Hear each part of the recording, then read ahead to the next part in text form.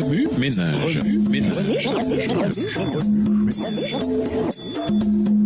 Bienvenue dans votre émission Remue ménage. Nous voilà au lundi 2 janvier. Il nous faut un changement total. Lisons 2 Pierre 1, les versets 19 à 21. 2 Pierre 1, les versets 19 à 21. Et nous tenons pour d'autant plus certaine la parole prophétique, à laquelle vous faites bien de prêter attention, comme à une lampe qui brille dans un lieu obscur, jusqu'à ce que le jour vienne à apparaître et que l'étoile du matin se lève dans vos cœurs.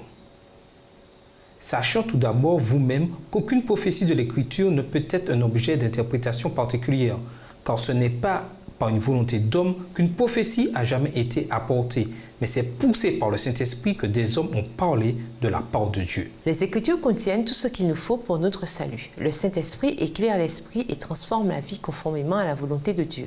Ellen White écrit « Il y a là des vérités qui, telles les veines précieuses d'une mine, sont cachées à la surface. On découvre le trésor en creusant le sol, comme un mineur recherche l'or et l'argent. La démonstration de la parole de Dieu est dans la parole elle-même.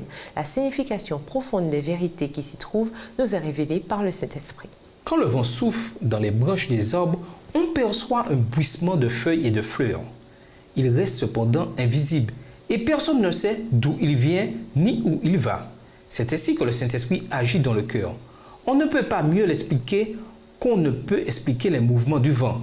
Peu à peu, même inconsciemment, l'âme reçoit des impressions ayant pour effet de la tirer vers le Christ.